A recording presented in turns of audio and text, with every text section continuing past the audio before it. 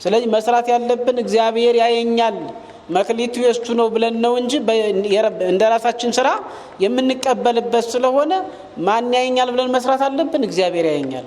ማን ይሰማናል ብለን መናገር አለብን። እግዚአብሔር ይሰማናል። ስንደክም ድካማችንን ማን ይመለከታል? እግዚአብሔር ይመለከታል። ስንወድቅ ስንነሳ ማን ይመለከታል? እግዚአብሔር ይመለከታል። ስለዚህ ለእያንዳንዳችን ምን ያደርጋል? እግዚአብሔር እንደ ስራችን ይከፍላል ማለት ነው። ገብርኄር ደገኛ ባሪያ ማለት ነው። ገብር ምእመን ታማኝ አገልጋይ፣ ገብርኄር ገብረ ሐካይ ክፉ ባሪያ። እናት አባቶቻችንም እንደ አቅማችን ነው ስራ የሚያሰሩን፣ የሚያዝቱን እንደ አቅማችን ነው ስራ የሚሰጡን። እግዚአብሔርም መክሊቱን የሰጠው ለእያንዳንዱ እንደ አቅሙ ነው የሚለው።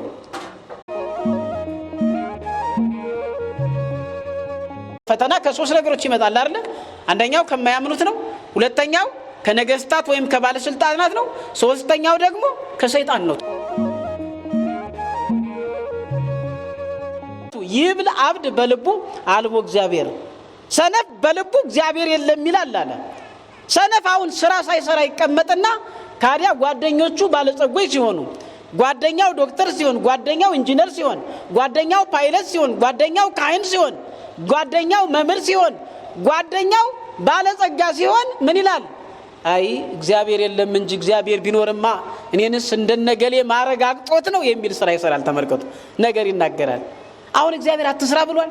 አትስሩ ብሎናል? እግዚአብሔር ጊዜ አርልቶብናል። በአመት 365 1/4ኛ ቀን ያለ፣ ከዚያ ውስጥ 90 ቀን ብቻ የተሰጠው አለ።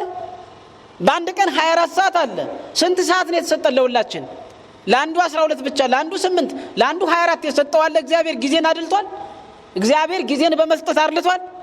እግዚአብሔር በጋና ክረምትን በማፈራረቅ አርልቷል? እግዚአብሔር ከስጦታዎቹ ያደላብናል ወይ? አንዳችም ያደላብን የለም። ራሳችንን የጠላ ነው ራሳችን ነን። በተሰጡን 365 1/4ኛ ቀን ሳንሰራ ቀርተን በተሰጠን 24 ሰዓት 24ቱን ሰዓት ሁሉ ለእንቅልፍ ስለተጠቀምንበት፣ 24ቱን ሰዓት ሁሉ ለዋዛ ፈዛዛ ስለተጠቀምንበት፣ 24ቱን ሰዓት ሁሉ ለዝሙት፣ ለስርቆት፣ ለአመፀኝነት ስለተጠቀምንበት፣ 24ቱን ሰዓት ሁሉ ለፍቅር ሳይሆን ለመከፋፈል፣ ለመገዳደል ስለተጠቀምንበት አልሰራንም። ገብረ ሐካይ ይህን ያጋጠመው ተመልከቱ። በስመ አብ ወወልድ ወመንፈስ ቅዱስ አሐዱ አምላክ አሜን። ይትባረክ እግዚአብሔር አምላከ አበዊነ ዘአብጽሐነ እስከዛቲ ሰዓት። የሰራዊት ጌታ አምላካችን ልዑል እግዚአብሔር በምህረቱ በቸርነቱ በይቅርታው ይቅር እያለ በዕድሜያችን ላይ ይህችን ቀን ሰጥቶ ለዚህች ዕለትና ሰዓት አድርሶናልና ክብርና ምስጋና ለስም አጠራሩ ይሁን። እግዚአብሔር የተመሰገነ ይሁን።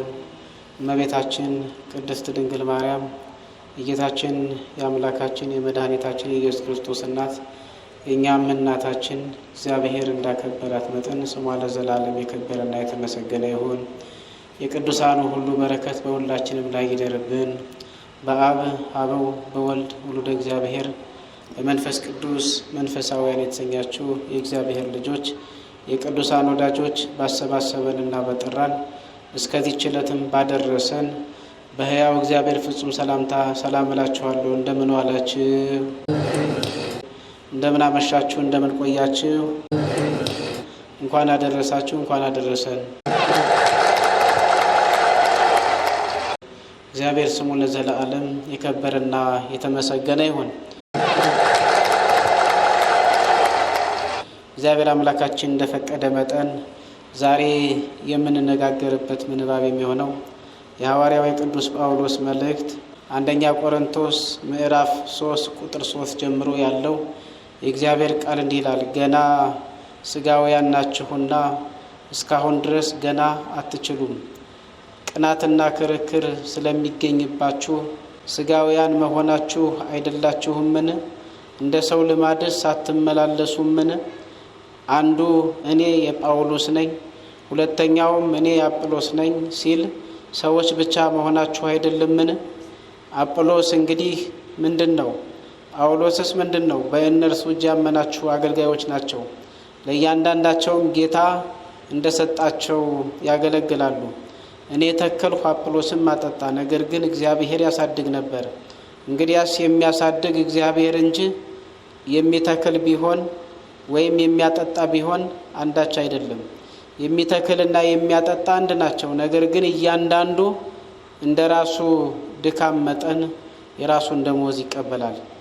የእግዚአብሔር እርሻ ናችሁ፣ የእግዚአብሔር ሕንጻ ናችሁ፣ ከእርሱ ጋር አብረን የምንሰራ ነንና የእግዚአብሔር ጸጋ እንደተሰጠኝ መጠን እንደ ብልሃተኛ የአናጺ አለቃ መሰረትን መሰረቱ። ሌላውም በላዩ ያንጻል። እያንዳንዱ ግን በእርሱ ላይ እንዴት እንዲያንጽ ይጠንቀቅ። ከተመሰረተው በቀር ማንም ሌላ መሰረት ሊመሰረት አይችልምና እርሱም ኢየሱስ ክርስቶስ ነው።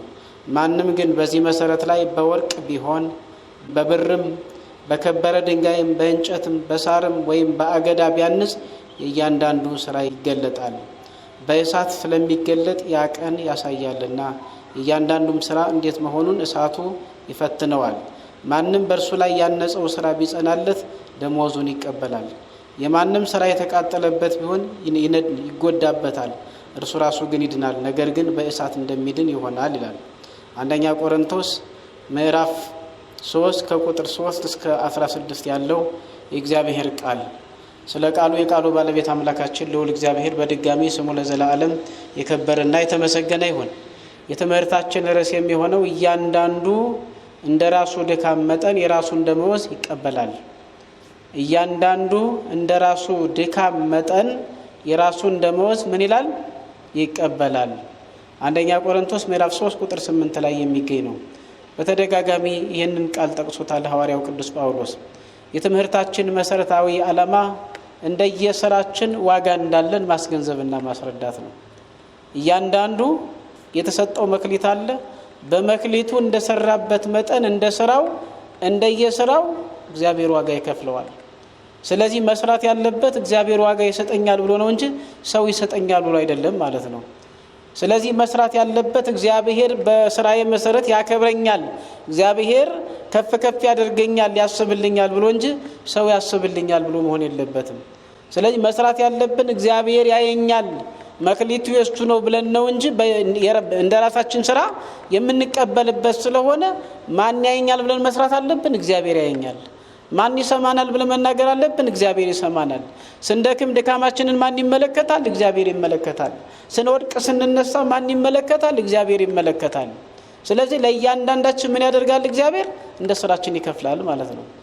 ለዚህ ነው እያንዳንዱ እንደ ራሱ ድካም መጠን የራሱን ደመወዝ ይቀበላል ነው ያለው ሐዋርያው ቅዱስ ጳውሎስ።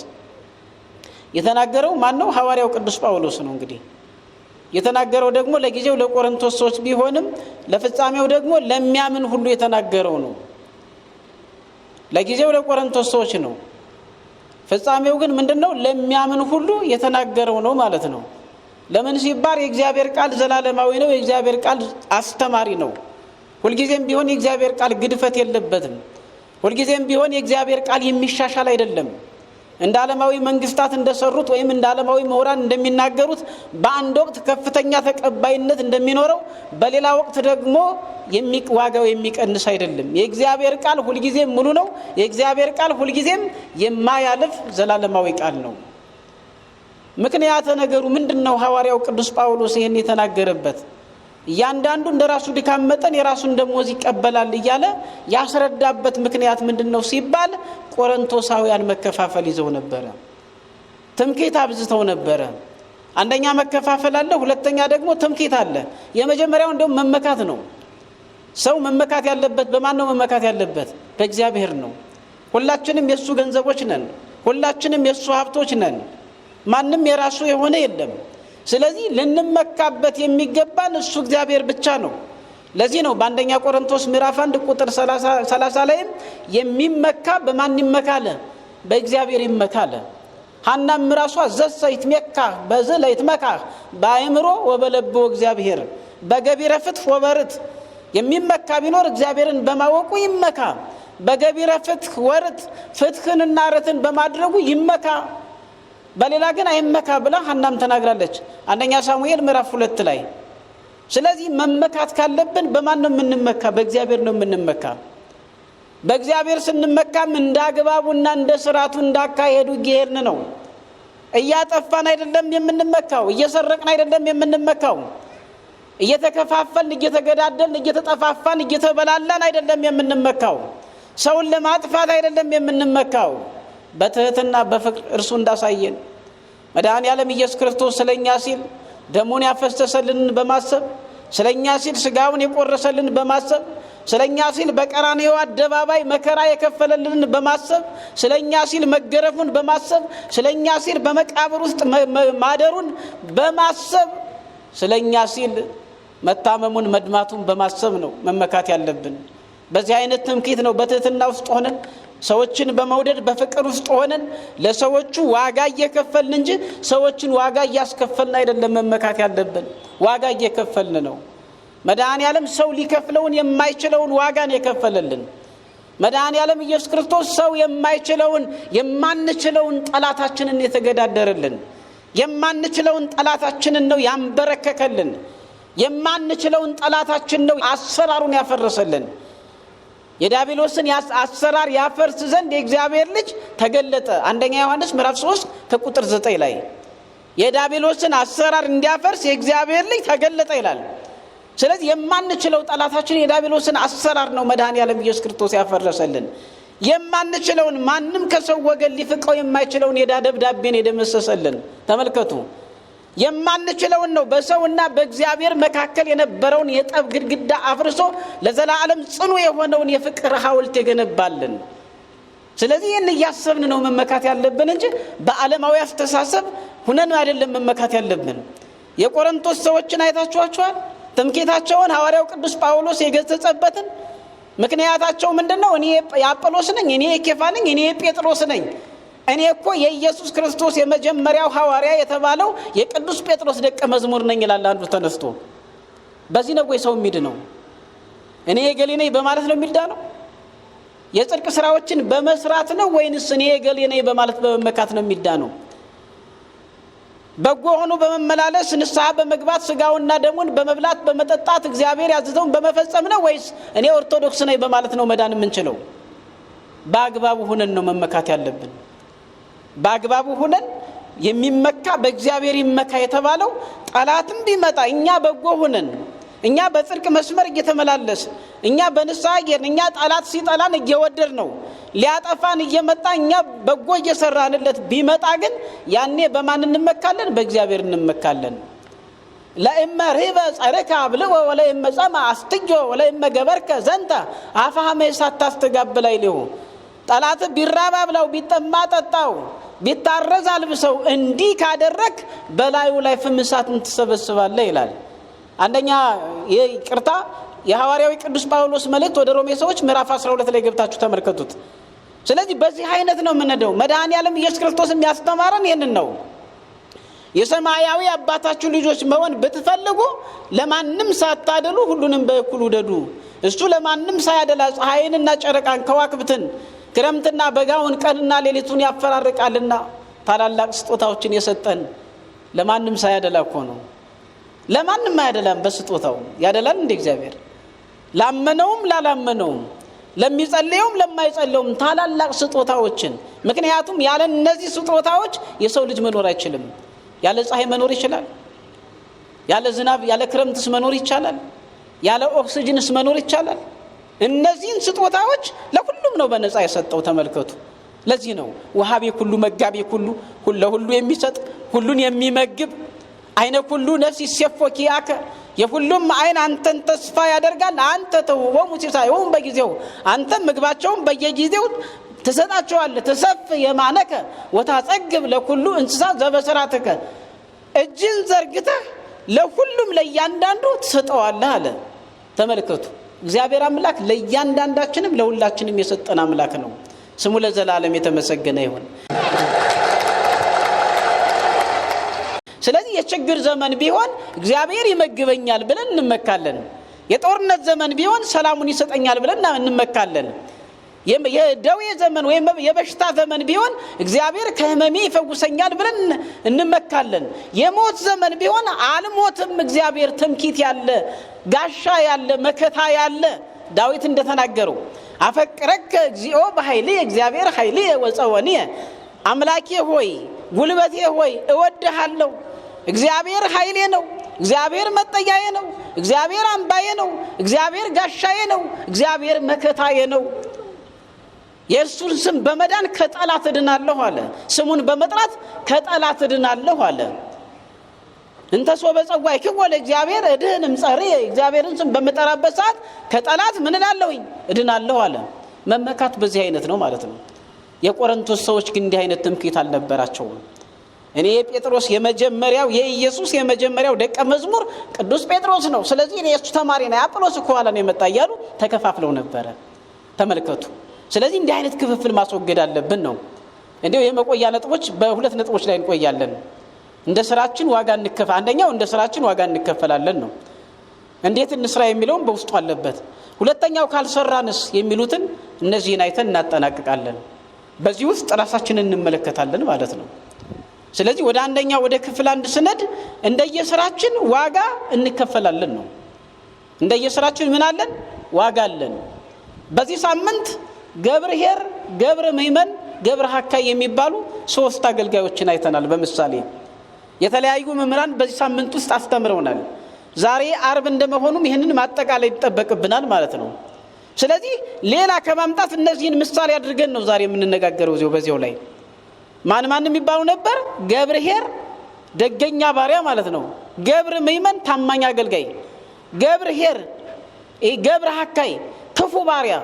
3ቶች በምሳሌ የቀረቡ ናቸው። የማቴዎስ ወንጌል ምዕራፍ 25 ከቁጥር 14 እስከ 31 ያለው ታሪካቸው ተመዝግቦ ይገኛል። ይህ የምሳሌ ትምህርት ነው። ኢየሱስ ክርስቶስ ያስተማረበት ትምህርት ነው እና በዚህ ሳምንት ሲሰጥ ነበረ። እኔም በዚህ ርዕስ መነሻ ያደረኩት እነዚህን ለማግኘት ነው ማለት ነው። ስለዚህ 3ቶች አሉ። ለአንደኛው 5 መክሊት ሰጥቶታል። አንድ ባለጠጋ ነው የሚለው። ወደ ሩቅ አገር ለመሄድ የፈለገ ባለጠጋ ገንዘቡን አውጥቶ ለእያንዳንዱ እንዳቅሙ ሰጣቸው። each according to his own ability። ለእያንዳንዱ ምን አደረጋቸው? እንዳቅሙ ገንዘብ ሰጣቸው ይላል። እንዳቅማችን ነው እግዚአብሔር የሰጠን። ያላቅም አይሰጥም። እናትም ያላቅም አትሰጥም። አባትም ልጁን ያላቅሙ አያዝዘውም። ለምሳሌ ማረስ ሳይችል ሞፈር ቀንበር ተሸከም ብሎ ሊልከው ይችላል? አሸክሞ ይልከዋል? ገና ጡት እየጠባ ያለ ወደ እርሻ ሊልከው ይችላል? ገና ጡት እየጠባ ያለ ከብት ጥበቃ ሊልከው ይችላል? ገና ጡት እየጠባ ያለ ጽኑ ስራ አያሰራውም። ለዚያ እንክብካቤ ነው የሚያስፈልገው። ስለዚህ ከፍ እያለ ሲሄድ ግን ከብት መልስ ሊለው ይችላል። ከፍ እያለ ሲሄድ እርሻ እንዲያርስ ያደርገዋል። አካለ መጠኑን የአካሉን ጥንካሬ እየጠበቀ ጠንካራነቱን አቅሙን እየጠበቀ ያዝዛል። እናትም እንደዚህ ሆናት። ዛሬ ሴት ልጅ ተወልዳ ወጥ ስሪ ትባላለች ይባላል እንዴ? ሴት ስለሆነ ስለተወለደች ወጥ ስሪ ተብላ ስራ ይሰጣታል ወይ? አያችሁ፣ እናት አባቶቻችንም እንዳቅማችን ነው ስራ የሚያሰሩን፣ የሚያዝዙን እንዳቅማችን ነው ስራ የሚሰጡን። እግዚአብሔርም መክሊቱን የሰጠው ለእያንዳንዱ እንዳቅሙ ነው የሚለው። ማቴዎስ 25:14 ላይ ስታዩ ለእያንዳንዱ እንዳቅሙ ብሎ ነው የሚጀምረው። ጫጫታ ለእያንዳንዱ ምን አለ? እንዳቅሙ ነው ሰጠው የሚለው ተመልከቱ። ስለዚህ ለእያንዳንዱ እንዳቅሙ ለሁላችንም ሰጥቶናል። ብዙ መክሊቶች ተሰጥተውናል። ግን እየሰራንባቸው ነው ወይ የሚለው አጠያያቂ ነው። በመክሊቱ የሰራ የተባረከ ነው። በመክሊቱ የሰራ ዋጋውን ያገኛል። ዋጋው አይቃጠልበትም። ስለዚህ በመክሊታችን መስራት ይጠበቅብናል።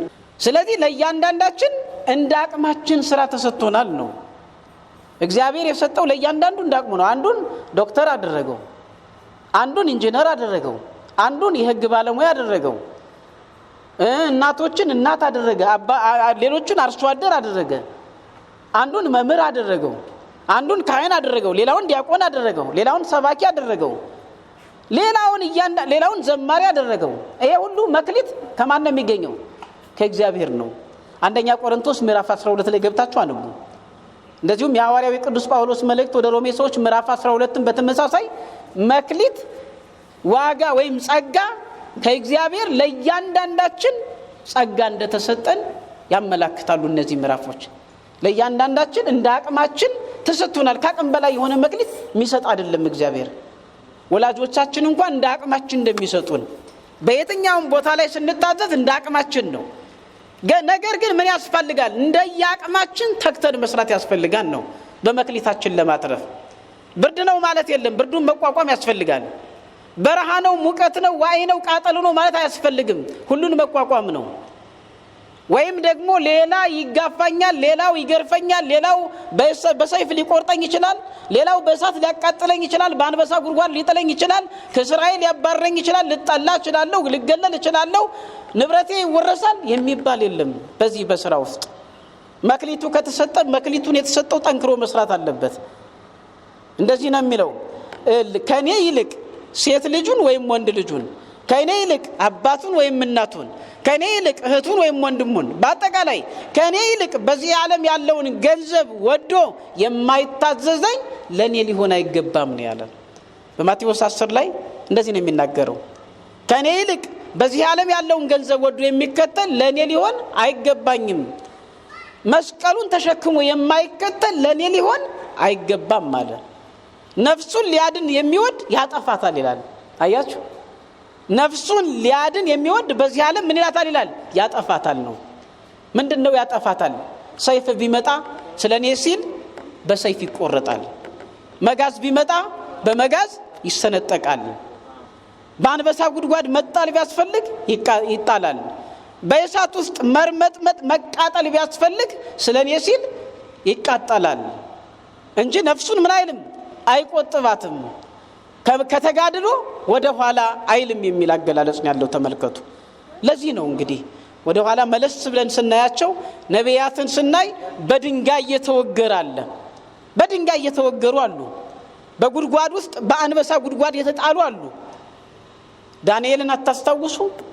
ዳንኤልን ስናስታውስ ስለ እግዚአብሔር አምላክነት ሲመሰክር ነው እንጂ ሌላ በዚህ ዓለም ያሉ ኃጢያቶችን ሲሰራ ተገኝቶ አይደለም። እንዲያውም ዳንኤል አንዳችም ሰበብ የማይገኝበት ነው የሚለው ትንቢተ ዳንኤል ምዕራፍ 6 ላይ ስታነቡ አንዳችም ሰበብ ያገኙበት ዘንድ አልቻሉም ነው የሚለው። ሰበብ ያገኙት በምንድን ነው? ሃይማኖቱን ያመልካል፣ እግዚአብሔርን ይከተላል፣ ወደ እግዚአብሔር ይጸልያል፣ እርሱን ብቻ ያመልካል፣ ለእርሱ ይንበረከካል፣ ለእርሱ የምስጋና መስዋዕት ያቀርባል። ስለዚህ በዚህ ሰበብ ተገኘበት። አምላኩን ተው ቢባል ዳንኤል አይሆንለትም። በዚህ አመካይተን በእሳት ውስጥ በአንበሳ ጉድጓድ አስጥለን አንበሶች ይበሉታል ብለው ጠላት የተማከረበት በዚህ ምክንያት ነው። ተመልከቱ። በሃይማኖታችን በመጽናታችን ዓለም የምትሸልመን እንዳይመስላችሁ። ሜዳሊያ እንሸልምን ባለም በዚህ በሃይማኖት የጸና ሰው በጾም በጸሎት በቅድስና በንጽህና የተቀመጠ ሰው ሜዳሊያ አይሸለምም። ጥፊ ልትሸለም ትችላለህ፣ ጥላቻ ልትሸለም ትችላለህ፣ ስድብ ልትሸለም ትችላለህ፣ መገለል ሊመጣ ይችላል፣ ሞት ሊመጣ ይችላል፣ ስደት ሊመጣ ይችላል። እነዚህ ናቸው ሽልማቶች፣ የሐዋርያ ሽልማቶች፣ በእምነቱ የጸና ሰው ሽልማቶች እነዚህ ናቸው። ስለዚህ ዳንኤል ጸና። ዳንኤል ስለጸና ዳንኤል አምላኩን ከማምለክ በቀር ሌላ ሰበብ ልናገኝበት አንችልም ባሉ እግዚአብሔር የተመሰገነ ይሁን። በእምነታችን እንጽና። አያችሁ፣ መታደል እኮ ነው። ዳንኤል ምን ያህል ጎበዝ ነው! ዳንኤል ምን ያህል ለእግዚአብሔር የታመነ ሰው ነው! ጠላትን እንደዚህ እስከሚያውቀው ድረስ ሴራ እስከሚያሰርበት ድረስ ወደ ፈተና እስከሚልከው ድረስ ዳንኤል ሁልጊዜም ታማኝ ሆነ። ስለዚህ ሌሎቹ ጣዖት አቁመው ሲያመልኩ ለጣዖቱ ሲሰግዱ ዳንኤል ግን ሁልጊዜ ወዴት ይጸልይ ነበር ይላል? ወደ እግዚአብሔር ይጸልይ ነበር፣ እግዚአብሔርን ያመሰግን ነበር አለ። እግዚአብሔር የተመሰገነ ይሁን። ዋናው ይሄ ነው ታላቁ። ተመልከቱ። አናንያን አዛርያን ሚሳኤልን ተመልከቷቸው። አሁን እነሱም ናቡከደነጾር በባቢሎን ዱራ በሚባለው ሜዳ ላይ ጣዖት አቁሞ ሁሉን ሲያሰግድ፣ ሁሉን ሲያንበረክክ፣ ሁሉም ለጣዖቱ ሲንበረከክ፣ ሁሉም ለጣዖቱ ሲዋረድ፣ ሁሉም አምላኩን ሲከዳ፣ ሁሉም ያልፈጠረውን ሲያመልክ፣ ሁሉም ላልፈጠረው የምስጋና መስዋዕት ሲያቀርብ ሲንበረከክ፣ እግዚአብሔርን ሲከዳ፣ እነዚህ ሶስት ወጣቶች ግን በጣዖቱ ሳቁበት። አያችሁ፣ ሳቁበት። በናቡከደነጾርም ሳቁበት። አይደለም ሊሰግዱ ስቀውባቸው ሄዱ። በዚህ ሰዓት ነው እንግዲህ ፈተና የመጣባቸው። ሄዱና አቀጣጣዮች ወይም ሰውን በመጣል ሰውን በመጥለፍ እንጀራ የሚበሉት ሰውን ካልጠለፉ እንጀራ የማይበሉ የማይመስላቸው ሰውን ካልጠለፉ ስልጣን ላይ ሊወጡ የማይመስላቸው ነገር በማግያዝ በጠለፋ የኖሩ ያለ ጠለፋ በቀር ሌላ ያልተማሩት ሄዱና አናንያ አዛርያ ሚሳኤልን አያያዟቸው። ተመልከቱ። ንጉሥ ሆይ ሁሉም ሲያከብርህ ሁሉም ላቆምከው ሐውልት ሲንበረከክ ሲሰግድ እነዚህ መጤ የሆኑ እነዚህ ዕብራውያን እነዚህ እስራኤላውያን ግን ላቆምከው አምላክ አልሰገዱም አልተንበረከኩም። ስለዚህ እነዚህ ሰዎች አንተ ከፍ ከፍ ታደርጋቸዋለህ፣ አንተ ታማኞች ናቸው ብለህ ትጠራቸዋለህ። እነሱ ግን ለግዛትህ ጠንቆችና ጠላቶች ናቸው። ህዝብ እያሳበሩብህ ነው፣ አይደለም ስራን ሊያስፈጽሙልህ ይቀርና ህዝብ እያሳበሩብህ ነው ብለው ክስ አቀረቡ። ናቡከደነጾር ንጉሱ ተቆጣ። ቁጣውን አልችላው አለ። ገነፈለ፣ ተቀጣጠለ። አስጠራቸው።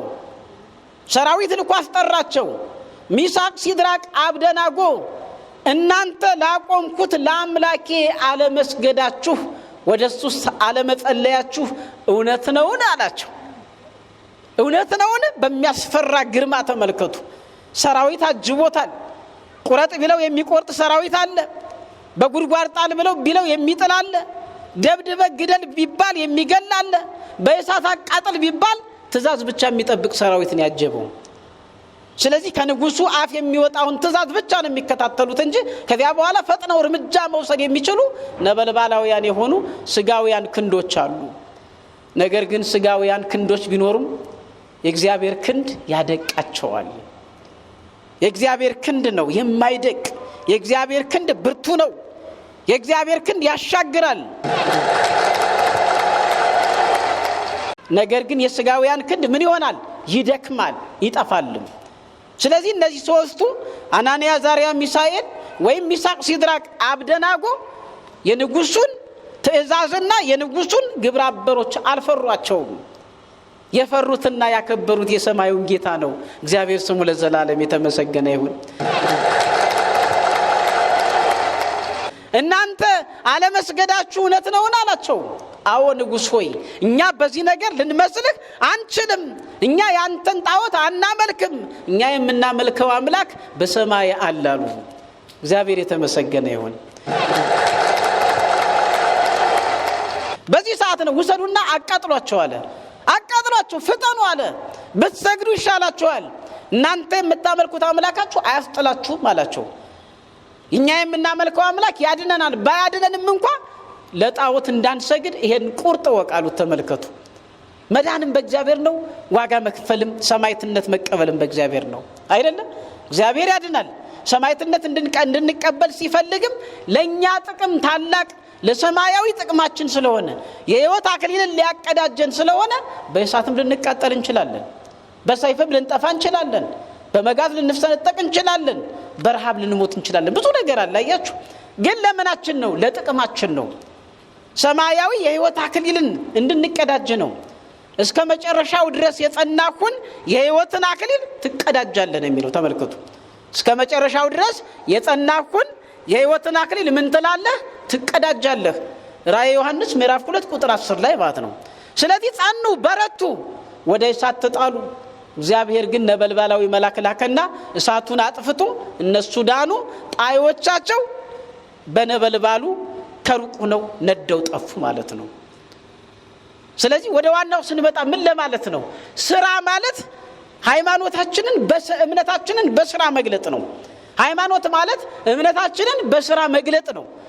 እምነት ሲደመር ተግባር እኩል ነው ሃይማኖት ነው። ሃይማኖታችን በተግባር ሊገለጥ ይገባዋል። እንደነ ገብርኄር የተባሉት አሁን አናንያ አዛርያ ሚሳኤል ገብርኄርና ገብረ ምእመን ናቸው ማለት ይቻላል። እነዚህ ገብርኄር ገብረ ምእመን የተባሉት ገብረ ሐካይ የተባሉት ለእያንዳንዳቸው እንዳቅማቸው መክሊት ተሰጣቸው አይደለ? ለአንደኛው ስንት ነው የተሰጠው? 5 መክሊት። ቦ ለዘወሃቡ 5 መክሊተ ወቦ ዘወሃቦ 2 መክሊተ።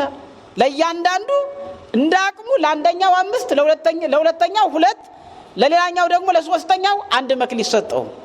ምን ማለት ነው? 1 መክሊት ሰጠው አድልቶ ነው? አይደለም። ዋናው መፍትሄ ምንድነው? ለእያንዳንዱ እንዳቅሙ ነው። እንዳቅማችን አሁን ተነስቶ ጠቅላይ ሚኒስትር መሆን የሚችል አቅም ያለው የለም። እግዚአብሔር የሱ የሆነውን ይመርጣል። እንደምንችለው ቦታ ላይ አስቀምጦናል።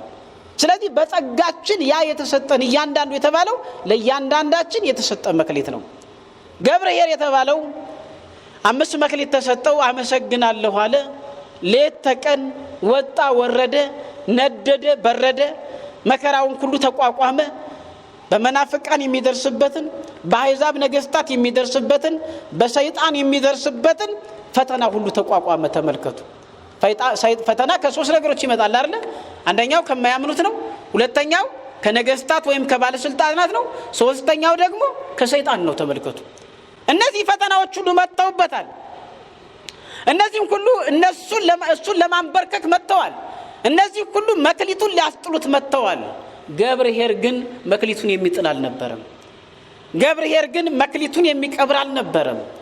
ገብርኄር ግን ወደ ደጋ ሲሄድ ብርዱ ይበርደኛል፣ ወደ ቆላ ሲወርድ ደግሞ ሙቀቱ ያቃጥለኛል፣ ስለዚህ አይገባኝም። ወደ ነገስታት ፊት ሲሄድ ደግሞ ነገስታት በሰይፍ ይቆርጡኛል፣ አሊያም በመጋዝ ይሰነጥቁኛል፣ አሊያም በወህኒ ይጥሉኛል፣ አሊያም ከስራዬ ያባርሩኛል፣ አሊያም እያለ ምክንያቶችን መደርደር አልፈለገም። በእምነቱ የጸና ሰው ምክንያት አያቆመው፣ ምክንያት አያቀርብም።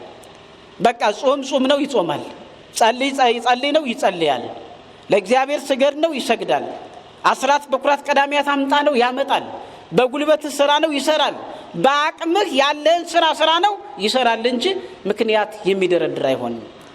ስለዚህ ገብርኄር ወጣ ወረደ፣ ወደ ደጋም ሄደ፣ ወደ ቆላም ወረደ፣ ተግቶ ሰራ። በክረምትም በበጋም በሚያስፈልገው ጊዜ ወጣ ወረደና ሰራ። ተመልከቱ። ስለዚህ 5 የተሰጠውን ስንት አደረገው? ሰርቶ 10 አደረገው። ስንት መክሊት አተረፈ? 5 መክሊት አተረፈ ማለት ነው። ምን አይነት መክሊት? እጥፍ የሆነ ከተሰጠው እኩል አተረፈ። በመክሊታችን እንድናተርፍ አምላካችን ይርዳን። ተሰጥቶናል እኮ መክሊት፣ የዲቁና መክሊት፣ የካህንነት መክሊት፣ ኢንጂነር ሆኖ ይሄን የመሰለ ካቴድራል እንዲገነባ፣ ዶክተር ሆኖ ወይም የጤና ባለሙያ ሆኖ በሽተኞችን እንዲንከባከብ፣ ይሄ መክሊት እኮ ከእግዚአብሔር ነው የተሰጠው። እርሱ ምናልባት 16 ወይም 20 ዓመት ስላጠፋ ያገኘው መክሊት አይደለም። እግዚአብሔር ካልፈቀደ እኮ በማህፀን ውስጥ ጭንጋፍ ሆኖ መቅረት አለ አይደል? ሲፈቅድ ነው ሁሉ ነገር የሚገኘው። ስለዚህ እያንዳንዱ መምህር የሆነው አሁን መምህርነት ድንጋይን ከመውቀር ይበልጣል አይደል? መምህር ሆኖ ስንቶችን ቀርጾ ስንት ተማሪዎችን አወጣ። ከራሱ በላይ ማውጣት አለበት። 5 መክሊት ለማፍራት በእጥፍ ለማፍራት ተግቶ መስራት አለበት። በተሰጠው ዕውቀት ሌትና ቀን መስራት አለበት። የተማሪዎች አእምሮ ይቀበላል አይቀበልም የሚለው የሱ ጉዳይ አይደለም። ተግቶ ማስተማር ነው። አቅጣጫ ማሳየት ነው። የጠሉትን ትምህርት እንዲወዱት ማድረግ ነው። እንደዚሁ ባለስልጣን ይሆናል በሕግ የተማረ። ጨለማ እየበዛ ነው። ፍትህ እየተዛባ ነው። እርት እየጠፋ ነው። ፍትህ እርት የሚባሉት እየጠፉ ነው። ሕግ አልባ እየሆነች ነው ዓለም። በአራራ ፀሐይ በቀን ምድር ሰው ይገደላል፣ ደም ይፈሳል። ካዲያ የፍትህ አካላት ምን እየሰሩ ነው? ካዚያ የጸጥታ አካላት ምን እያደረጉ ነው የሚለው ሊታሰብበት ይገባል ማለት ነው። ያን ኃይል የሰጠው እግዚአብሔር ነው። ስለዚህ እያንዳንዱ በተሰጠው መክሊት ተግቶ ሊሰራበት ያስፈልጋል። በእያንዳንዱ በመክሊቱ መስራት አለበት። ስለዚህ ያ ገብረ መይመን የተባለው ምን አደረገ? ሌት ተቀን በጋ ከክረምት እድሜ ልኩን ሰራ። ስለዚህ ስንት አተረፈ? 5 ተሰጠው፣ 5 አተረፈ። 5 ስትባሉ ያሁኑን 5 ብር እንዳይመስላችሁ። መክሊት ታላቅ ነገር ነው። ምንድነው መክሊት የሚለው እናየዋለን። ስለዚህ ሰራ፣ 5 አተረፈ። በዚህ ሰዓት ሁለተኛውም ደግሞ 2 የተሰጠውም ልክ እንደዚሁ 5 እንደተሰጠው እንዳቅሙ የተሰጠውን መክሊት ይዞ ሌት ተቀን ይሰራ ጀመር። ቀደም እንደተባባልነው በጋው ብርድ ሆኖ አላስፈራውም፣ በረሃው ሙቀት ነው ተብሎ አላስፈራውም፣ የአሕዛብ ነገስታት ፊት አላስፈራውም። ወይነግር ስማከ በቅድመ ነገስት ወኢይታፈር፣ በነገስታት ፊት ግርማህን እናገራለሁ፣ ምስክርነት እናገራለሁ፣ አንተ አምላክ ነህ፣ ነገስታትን አልፈራም አለ ዳዊት። ወይዛዋ በትእዛዝከ፣ በትእዛዝም ደስ እሰኛለሁ አለ። ደስ እየተሰኘ ሳይከፋው ሌት ተቀን ሰራና 2 የተሰጠው ደግሞ ስንት አደረገ? 4 አደረገ። ካዲያ አንድ የተሰጠውን ደግሞ እዚሁ አብረን ተርከው። አንድ የተሰጠው ደግሞ አለ። ያ አንድ የተሰጠው ምን አደረገ? አንዷን መክሊት ወሰደና ቀበራት ይላል። ቀብሮ ቁጭ አለ። ታዲያ የተሰጠውን መክሊት መጠየቃችን አይቀርም። እግዚአብሔር መምህር አድርጎ እንደሆነ በመምህርነት ካልሰራ ትጠየቃለህ። የሕግ ባለሙያ አድርጎ እንደሆነ በሕግ ባለሙያነት ካልሰራ ትጠየቃለህ። የጤና ባለሙያ አድርጎ እንደሆነ በበሽተኞች ላይ ካሾፍክ ትጠየቃለህ። ከሰራ ትሸለምበታለህ። ለእያንዳንዳችን በስራችን ምን እንላለን? እንጠየቃለን። ይጠይቀናል። የሚጠይቀን ደግሞ ጨለማ የማይጋርደው ስራችን ሁሉ በፊቱ የተገለጠው አምላክ ነው የሚጠይቀን። ተመልከቱ። በእርሱ ፊት ነው እኮ የምንቆመው። በሌላ ፊት አንቆም፣ በእርሱ ፊት ነው የምንቆመው። ታዲያ እርሱ ደግሞ አንዳችም ነገር አትሰወረውም። አሁን ሰው አለ ብለን ሰው በሌለበት ድብቅ ቦታ ላይ ኃጢአት ልንሰራ እንችላለን። ግን ማን አለ? እግዚአብሔር አለ። በጨለማ ኃጢአት ልንሰራ እንችላለን። ግን ማን አለ? እግዚአብሔር አለ። ምክንያቱም እግዚአብሔርን ጓዳ ጎድጓዳ ጨለማም አይጋርደውም። ሁሉ የሱ ስለሆነ ማለት ነው። ሁሉ በፊቱ የተራቆተ ነው። ለብሰንም ያውቀናል፣ ራቆታችንን ያውቀናል እግዚአብሔር አምላክ። ስለዚህ ጥንቃቄ ያስፈልጋል። ስራዎችን ስንሰራ እግዚአብሔር ያየኛል የሚለውን ነው እንጂ ሰው ካላየን ብለን መጥፎ ስራ መስራት የለብንም። እንዲሁም አንድ ምሳሌ ብነግራችሁ ጥሩ ሆኖ አግኝቼዋለሁ። በአንድ ወቅት ባልና ሚስት የመንግስት ሰራተኛ ናቸው። ካዲያ አለቃ አላቸው። ለሁለቶችም አለቃ ነው። ካዲያ የአለቃ የተባለው ሴትዮይትን ይፈልጋታል። ስለዚህ ምን አደረገ? ሴትዮይትን ሲፈልግ ሰውየው ማራቅ ነበረበት። አንተ ፊልድ ትሄዳለህና 2 ወር የሚያቆይ ፊልድ እሱን ላከው። ከዚህ በኋላ በስራ ሰዓት እሷን ደግሞ ከስራ ሰዓት ዞር ብሎ ጠራትና የተለመደውን ጥያቄ ጠየቃት። እሺ አለችው። መስኮቱን ሁሉ ዝጊ አላት። እሺ አለችው። ዘግታለች። ግን ምን አለች? አንድ መስኮት አለ አለችው። ምን አይነት መስኮት? ለምን አልዘጋሽውም? አንድ በር አለ አለችው። ለምን አልዘጋሽውም አላት። ቢዘጋም ክፍት ነው አለችው። አንድ በር አለ። ምንድነው አለችው። ምንድነው ብሎ ሲጠይቃት እግዚአብሔርን የምትጋርድበት መስኮት አታገኝም አለችው። ይሄን ኃጢአት ብትሰራ ስራህን ወይም ስልጣንህን ትምክህት አድርገህ በእኔ ላይ ይህን ብትፈጽም የሚያይህ አምላክ ግን ኃጢአትህን ይቆጥርብሃል፣ በደልህን ይቆጥርብሃል። የሱ መስኮት የሱ በር ሊዘጋ አይችልም አለችው። በዚህ ሰዓት ልቡ ተነክቶ ይቅርታ አድርጊልኝ ብሎ እሷን መልሷል ማለት ነው። ልቡ የተመለሰ ሰው እግዚአብሔር ይስጣችሁ፣ ልቡናችንን ይመልሰው። ይሄን ብሎ መመለሱም ራሱ ጥሩ ነገር እኮ ነው። አይኔን ግንባር ያድርገው ሲኦል ወይም ገሃነም ልግባ የሚል እኮ አለ ኃጢአት ለመስራት። እግዚአብሔር ከዚህ ይሰውረን። ስለዚህ እንዲህ አይነት ነገር አለ። እግዚአብሔር ጨለማ አይጋርደውም። በየትም ቦታ ብንሄድ ጉድጓዳም አይጋርደውም፣ ጨለማም አይጋርደውም። ስለዚህ ያኛው ገብረ ሐካይ ገንዘቡን ደብቆ አኖረ። ከዚህ በኋላ ባለጌታው ገንዘቡን የሰጣቸው መጣ ይላል ባለመክሊቱ። ከጊዜ በኋላ ገንዘቡን የሰጣቸው ባለመክሊቱ መጣና ኑ ገንዘብ የሰጣችሁ ባለአምስቱ ገብርኄር ና፣ ባለአምስቱ ና፣ ስንት ሰራህ? ምን ያህል አተረፍክበት አለው። ደስ እያለው የሰራ ሰው ደስ ይለዋል አይደል? የሰራ ሰው እኮ ደስተኛ ነው። የሚሰራ ሰው ውጤታማ ነው። ሰነፍ ከሆነ ግን ግንባሩ ይኮሳተራል። ምክንያቱ ብዙ ነው። እንደ ኮተቱ ማአት ነው። በዚያ ላይ ተሳዳቢ ነው ሰነፍ ሰው። ስለዚህ የሰሩ ደስ እያላቸው ቀረቡና ጌታዬ ሆይ አለ 5 መክሊት ሰጥተኸኝ ነበረ፣ ወጥቼ ወርጄ ነድጄ በርጄ 5 መክሊት አትርፌያለሁ፣ ይኸው መክሊት አለና 10ን ሰጠ። ዘበውሁድ ምእመነ ኮንከ ዲበ ብዙኅ እሰይመከ ኦ ገብርኄር ወምእመን፣ አንተ ደገኛ ባሪያ በጥቂቱ ታምነሃልና በብዙ እሾምሃለሁ፣ ወደ ጌታ ተድላና ደስታ ግባ ብሎ ሽልማቱን ሰጠው። አያችሁ፣ እግዚአብሔር ስሙ ለዘላለም የተመሰገነ ይሁን። ወደ ጌታ ተድላና ደስታ ግባ፣ አንተ በጥቂቱ ታምነሃል፣ በብዙ ምን አደርግሃለሁ? እሾምሃለሁ አለው። ሁለተኛውንም ጠራው። ያኛውም ደስ እያለው መጣ። የሰራ ሰው ይደሰታል፣ እግዚአብሔር ይመጣል፣ ይፈርዳል ኢየሱስ ክርስቶስ። ስለዚህ ደስ እያለው መጣና እንዴት ነው አለው። ስንት ገንዘብ ነው የሰጠው አለው። 2 ገንዘብ ሰጥቼ ነበር፣ 2 መክሊት። እስኪ ሰርተህበታል አለው። አዎ ጌታዬ ሆይ ከሰጠህ ጀምሮ እረፍት የለኝም፣ እስካሁን ድረስ ሰርቼበታለሁ። በመክሊቴም አትርፌ 2 ነበር የሰጠኝ 4 አድርጌያለሁ፣ ይኸው መክሊት አለው። አሁንም ምናል well done good and faithful servant ተመልከቱ enter into the joy of your lord አንተ በጎና ታማኝ ባሪያ በጥቂቱ ታምናልና በብዙ ምን እላለሁኝ እሾምሃለሁ ወደ ጌታ ደስታና ተርላ ግባ አለው። አያችሁ ካንደኛው በተመሳሳይ ማለት ነው። እግዚአብሔር የተመሰገነ ይሁን። ሶስተኛውን ጠራው። ያ ገብረ ሐካይ የተባለው ክፉ ባሪያ ማለት ነው። ገብረ ሐካይ ክፉ አገልጋይ ጠማማ ማለት ነው።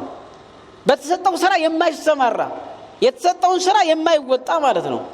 ስለዚህ አንተ እስኪ ያለው ምን ያህል መክሊት ነው የሰጠው ምን ያህል አተረፍክበት አለው። እንዳቅሙ ነው አይደል ተሰጠው እንዳቅሙ ነው። ያ ግን ምን አለ ጌታ ሆይ አለ አንተ ክፉና ጨካኝ ጌታ መሆንክን አውቃለሁ አለ። ተመልከቱ አሁን ክፉ ሆኖ ነው ገንዘብ የሰጠው። አንተ ክፉና ጨካኝ ጌታ ካልዘራህበት የምታጭድ ያላጨድከውን የምትሰበስብ ክፉና ጨካኝ ጌታ መሆንክን አውቃለሁ። ስለዚህ ገንዘቤን አልሰራሁበትም ገንዘቡ እንዳይጠፋ ቆፍሬ አኑሬው ነበር ይሄው ገንዘብህ እንዳለ አለው። አያችሁ እንዴው ምን አለ ኤክስኪዩዝ ሚ አልሰራውም እንዴው ይቅርታ እንዴው ስራ እኮ አልሰራውም ፈርቼ እንዲህ አድርጌ አልሰራውም ቢል እኮ ጥሩ ነበር። አለመስራቱ ሳይቀር ስድቡ አለመስራቱ ሳይቀር ድፍረቱ ተመለከታችሁ አይደል? ድፍረቱ ይብል አብድ በልቡ አልቦ እግዚአብሔር ሰነፍ በልቡ እግዚአብሔር የለም ይላል አለ።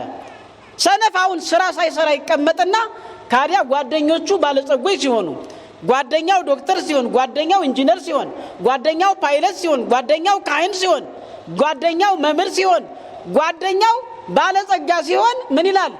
አይ እግዚአብሔር የለም እንጂ እግዚአብሔር ቢኖርማ እኔንስ እንደነገሌ ማረጋግጦት ነው የሚል ስራ ይሰራል። ተመልከቱ ነገር ይናገራል። አሁን እግዚአብሔር አትስራ ብሏል አትስሩ ብሎናል። እግዚአብሔር ጊዜ አርልቶብናል። በአመት 365 1/4ኛ ቀን ያለ ከዚያ ውስጥ 90 ቀን ብቻ የተሰጠው አለ። በአንድ ቀን 24 ሰዓት አለ። ስንት ሰዓት ነው የተሰጠው ለሁላችን? ለአንዱ 12 ብቻ ለአንዱ 8 ለአንዱ 24 የተሰጠው አለ። እግዚአብሔር ጊዜን አድልቷል። እግዚአብሔር ጊዜን በመስጠት አርልቷል። እግዚአብሔር በጋና ክረምትን በማፈራረቅ አርልቷል። እግዚአብሔር ከስጦታዎቹ ያደላብናል ወይ? አንዳችም ያደላብን የለም። ራሳችንን የጠላነው ራሳችን ነን። በተሰጡን 365 1/4ኛ ቀን ሳንሰራ ቀርተን በተሰጠን 24 ሰዓት 24ቱን ሰዓት ሁሉ ለእንቅልፍ ስለተጠቀምንበት 24ቱን ሰዓት ሁሉ ለዋዛ ፈዛዛ ስለተጠቀምንበት 24ቱን ሰዓት ሁሉ ለዝሙት ለስርቆት ለአመፀኝነት ስለተጠቀምንበት 24ቱን ሰዓት ሁሉ ለፍቅር ሳይሆን ለመከፋፈል ለመገዳደል ስለተጠቀምንበት አልሰራንም። ገብረ ሐካይ ይሄን ያጋጠመው ተመልከቱ። በዚህ ሰዓት ጌታው ምን አለ ይላል? አንተ ክፉና ሐኬተኛ ባሪያ አለው። ተመልከቱ ከእንዲህ አይነት ቃል እግዚአብሔር ይሰውረን። የተናገረው ያለ እኮ አምላኩ ነው። የተሳደበም እኮ አምላኩን ነው። ዛሬስ አምላካቸው መድኃኔዓለም ኢየሱስ ክርስቶስን የሚሳደቡ የሉ አለ እኮ። መድኃኔዓለም ኢየሱስ ክርስቶስን የሚሳደብ የለም። እርሱ የሁሉ አምላክ ነው። እርሱ ዓለምን ካለመኖር ወደ መኖር አምጥቶ የፈጠረ አምላክ ነው። በመጀመሪያ ቃል ነበረ፣ ቃልም በእግዚአብሔር ነበረ፣ በእግዚአብሔር ዘንድ ነበረ፣ ያ ቃልም እግዚአብሔር ነበረ፣ ሁሉ በእርሱ ሆነ ነው የሚለው። ዝቅ ይልና ወደ ዓለም መጣ፣ ዓለሙ በእርሱ ሆነ። ወደ ዓለም መጣ፣ ወደ ወገኖቹ መጣ፣ ወገኖቹም አልተቀበሉትም ይላል።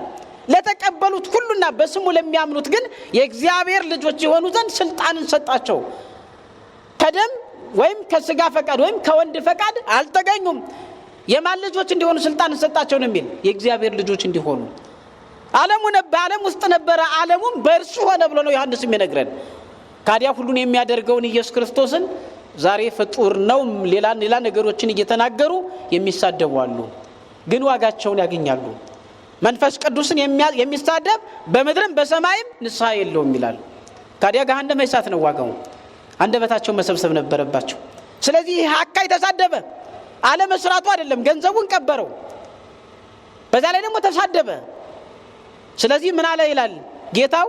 አንተ ክፉና ሐኬተኛ ባሪያ፣ እኔ ክፉ መሆኔን ያልዘራሁትን እንደማጭድ ያላጨድኩትን እንደምሰበስብ የታወክ ገንዘቡን ከርሱ ላይ መክሊቱን ንጠቁት አለ። ንጠቁና 10 ላለው ስጡት ላለው ይሰጠዋልና አለ። ተመልከቱ ያለው መክሊት ተነጥቆ 10 ላለው ተሰጠ። እርሱን ግን ጥርስ ማፋጨትና ወዳለበትና ወደ ጨለማ ቦታ ጣሉት ወዲያው ሰዱት አለ። በፊቴ ማየት አልፈልግም ማለት ተመልከቱ። የምሳሌ ትምህርት ነው። መክሊት ነው አይል ያለው። ባለ መክሊቱ ማን ነው? መድኃኔዓለም ኢየሱስ ክርስቶስ ነው። ለእያንዳንዳችን መክሊት ሰጥቷል እንደ አቅማችን። ቅድም እንደተነጋገር ነው መክሊቱ ምንድነው? የተሰጠን ጸጋ ነው። አንደኛ ቆሮንቶስ ምዕራፍ 12 ሮሜ 12 ላይ ሁሉንም አንቡ። ለአንዱ የማስተማር፣ ለአንዱ የመምከር፣ ለአንዱ የመገሰጽ፣ ለአንዱ ትንቢት የመናገር፣ ለአንዱ የመፈወስ ስልጣን ተሰጥቷል፣ ስጦታ ተሰጥቷል አለ። አንዱ መንፈስ ቅዱስ ለሁሉ እንደያቅሙ ስጦታን ይሰጣል ይለናል። ስጦታን ሰጥቶናል። የእናትነት ጸጋ የተሰጣችኋላችሁ፣ የአባትነት ጸጋ የተሰጣችኋላችሁ፣ የመምህርነት ጸጋ የተሰጣችኋላችሁ፣ እንደዚሁ ብዙ ስራዎችን የተሰጣችሁ አላችሁ። ለእያንዳንዳችን ምን አለን? ጸጋ አለን። በጸጋዎቻችን እየሰራንባቸው ነው ወይ? ስለዚህ ያ ጸጋ የተባለው ባለ 5 የተባለው በተሰጠው ጸጋ ፍጹም በተሰጠው ጸጋ ምን ያደረገ ነው? ሌት ተቀን ሰርቶ ያተረፈ ነው።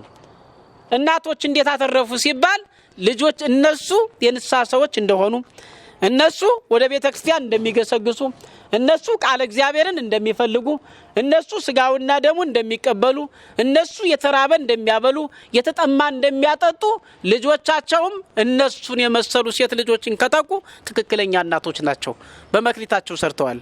ወላጆችም አባቶችም እንደዚሁ እነሱ አርሰው የሚበሉ፣ እነሱ በንጽህና ነግደው የሚበሉ፣ እነሱ ደክመው የሚበሉ የሚያበሉ ልጆቻቸውም እንደዚሁ ከሆኑ በመክሊታቸው አፍርተዋል ማለት ነው። እነሱ ደጎቹ ነው።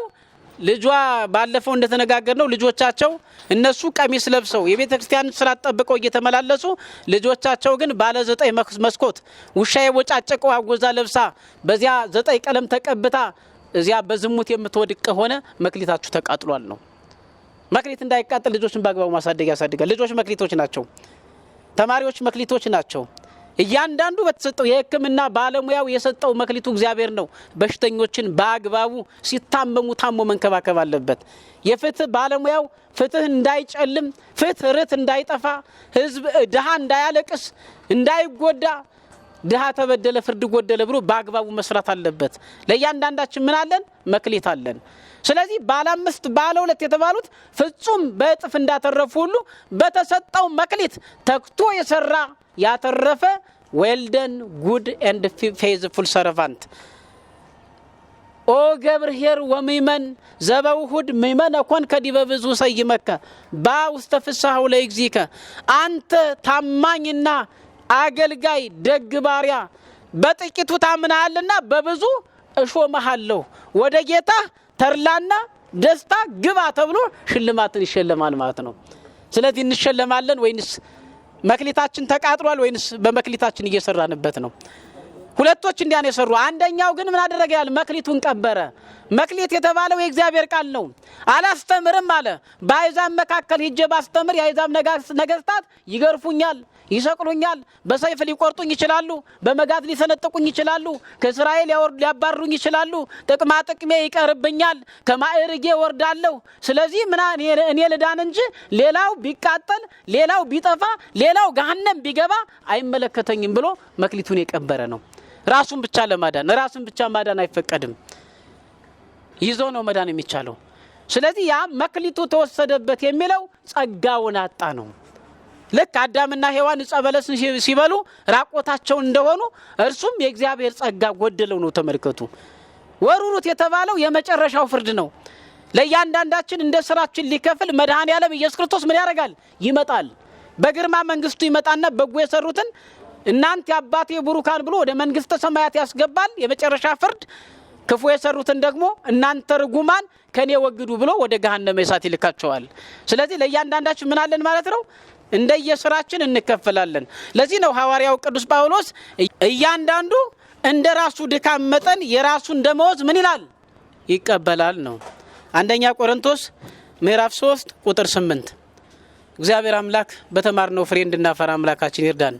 እንደየመክሊታችን በተሰጠን መክሊት ሰርተን ስራችን ሳይቃጠልብን በመጨረሻ በጥቂቱ ታምናሃልና በብዙ እሾምሃለሁ ወደ ጌታ ተርላና ደስታ ግባ የሚለውን የዘላለም ሕይወት እንድንወርስ በመክሊታችን ሰርተን አምላካችን ያድለን። ወስብሐት ለእግዚአብሔር። ይቆየን።